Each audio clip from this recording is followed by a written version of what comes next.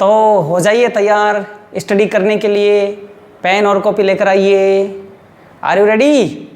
Very good. तो आज का हमारा जो टॉपिक है बच्चों वो है subject verb agreement. Subject verb agreement का पार्ट 2।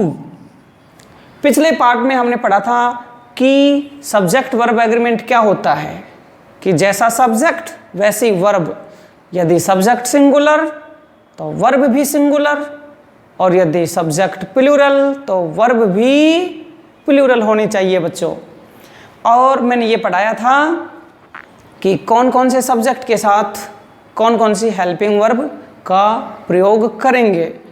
दूसरी बात ये ध्यान रखें कि नाउन या प्रोनाउन, नाउन में यदि एस या एस जोड़ें, नाउन में एस या एस जोड़ते हैं तो वह नाउन बहुवचन बनती है, जबकि वर्ब में एस या एस जोड़ने पर वह वर्ब सिंगुलर बनती है। ये मैंने पिछले वीडियो में पढ़ाया था।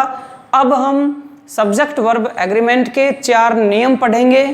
पहला नियम मैंने पिछले वीडियो में बताया, लेकिन टेक्निकल प्रॉब्लम की वजह से वो थोड़ा लास्ट में मिस्टेक करने लग गया था, तो उसको दोबारा पढ़ा रहा हूँ मैं।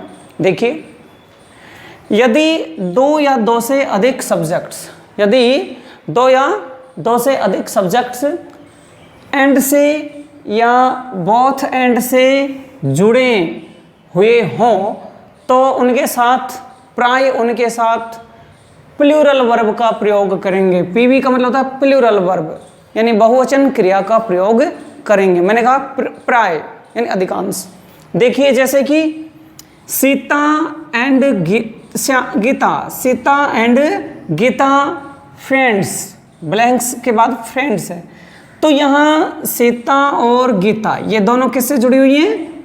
एंड से। किससे जुड़ी हुई हैं? एंड से जुड़ी हुई हैं। तो बच्चों हम इसके साथ में प्लूरल वर्ब यानी आर का प्रयोग करेंगे। किसका प्रयोग करेंगे? आर का। ऐसे ही बोथ, सोनू एंड मोनू, तो यहाँ सोनू और मोनू ये किससे जुड़े हुए हैं? बोथ हैंड से। बोथ हैंड से जुड़े हुए हैं, तो इनके साथ हम प्लूरल वर्ब, बताइए प्लूरल वर्ब गो आएगी या गोज? अब ये भी बताया था मैंने कि वर्ब में एस या एस जोड़ने पर सिंगुलर बनती है। तो आप बताइए आंसर क्या होना चाहिए? गो। Very good. आपका उत्तर यहां पर आ जाएगा गो।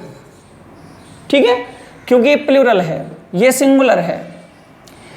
अगला है नियम, यदि 2 या 2 से अधिक नाउन्स एंड से जुड़े, किससे जुड़े? एंड से जुड़े, और जुड़ करके एक ही यूनिट बनाएं, यानी एक होने का भाव दें, तो उनके साथ सिंगुलर वर्ब, यानी कि है तो 2 लेकिन जुड़कर वो एक होने का भाव प्रकट करें। जैसे कि उदाहरण है हॉर्स एंड कैरिज।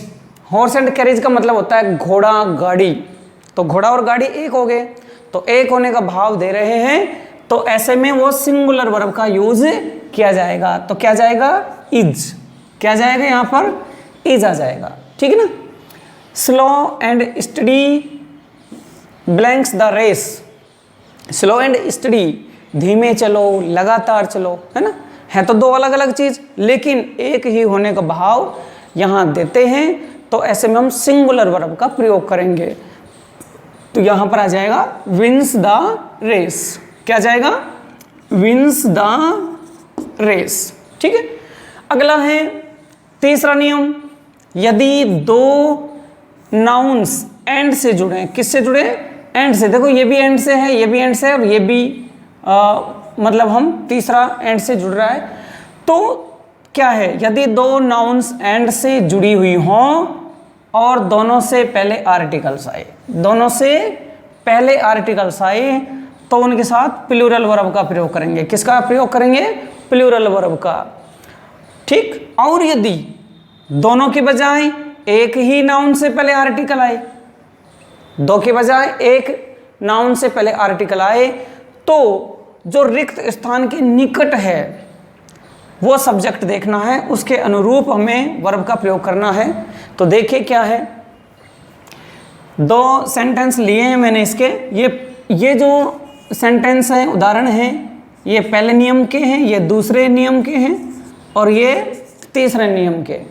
तो यहाँ है द क्लर्क एंड टाइपिस्ट।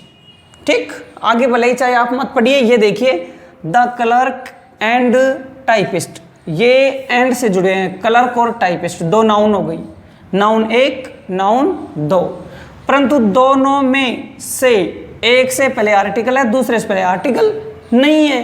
तो क्या है, दोनों की बजाय एक ही नाउन से पहले आर्टिकल्स हो तो एक ही है, तो रिक्त स्थान के निकट क्या है, टाइपिस्ट। एक वचन है तो रिक्त स्थान के जो निकट है वो टाइपिस्ट है, इसके अनुसार वर्ब लेंगे आप। ठीक है, वैसे तो सिंगुलर वर्ब भी आती है, तो यहाँ पर क्या जाएगा, सिंगुलर इज आ जाएगा।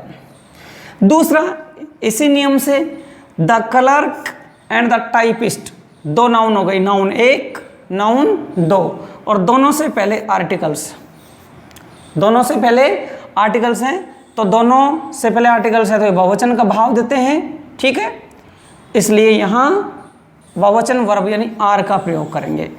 मतलब इसमें क्या है, क्लर्क और टाइपिस्ट एक ही आदमी है, पद दो हैं, और यहाँ क्लर्क अलग आदमी है, टाइपिस्ट अलग आदमी है। अगला है नियम, यदि दो सब्जेक्ट्स आइदर और से, ठीक, या और से, या नाइदर नॉर से, या नॉर से, या not only but also say जुड़े हुए हैं। यदि दो सब्जेक्ट किस किस से जुड़े हुए हों, आइदर और से, या और से, या नाइदर नॉर से, या नॉर से, या not only but also say जुड़े हुए हों, तो और, नॉर या बट आल्सो के पीछे सब्जेक्ट देखो, उस सब्जेक्ट के अनुसार ही वर्ब का प्रयोग करेंगे। तो यहाँ देखिए, हो तो और, नॉर, बट आल्सो के बाद आने वाले सब्जेक्ट के अनुसार। ठीक, तो यहाँ देखिए आइदर यू और आई, यानी यहाँ यू और आई, यू और आई किससे जुड़े हैं, आइदर और से। तो और के पीछे क्या है, आई है, और के पीछे क्या है, आई है, आई के हिसाब से वर्ब लेंगे। आई के साथ क्या आएगा, वाज, क्या जाएगा, वाज। ठीक है ना। दूसरा है not only Hari but also Shyam, मतलब हरी और श्याम दो हैं, दो नाउन हैं, दो किससे जुड़े हैं, not only but also say. तो बट आल्सो के पीछे क्या है, श्याम, क्या है, श्याम। श्याम के हिसाब से बताइए, गो या गोज, अभी अभी बताया था, ये प्लूरल है, ये सिंगुलर है, तो हरी मतलब श्याम क्या है यहाँ, सिंगुलर, इसलिए ये आ जाएगा गोज, क्या जाएगा, गोज। ठीक है। अगला है सीता और गीता, यानी और से जुड़े हुए हैं, तो और के पीछे क्या है, गीता, एक वचन है, एक वचन है तो क्या जाएगा, हैज या हैव में से बताइए, हैज। ठीक है। तो बच्चों ये चार नियम इस वीडियो में हमने पढ़े हैं और मुझे आशा है कि आपको समझ में आए होंगे। फिर भी यदि कोई दिक्कत हो, कोई परेशानी हो तो आप मुझे फ़ोन करके भी पूछ सकते हो और आप इस चैप्टर को अच्छे से पढ़िए। और बच्चों ये जो टॉपिक है कक्षा 9 के लिए, 11 के लिए तो महत्वपूर्ण है ही, साथ में जो कंपटीशन एग्जामिनेशंस हैं उनके लिए भी बहुत महत्वपूर्ण है। और ये मैं तो ये कहता हूँ कि कक्षा 5 से जो बाद के विद्यार्थी हैं, आगे के विद्यार्थी हैं, उनको आना चाहिए।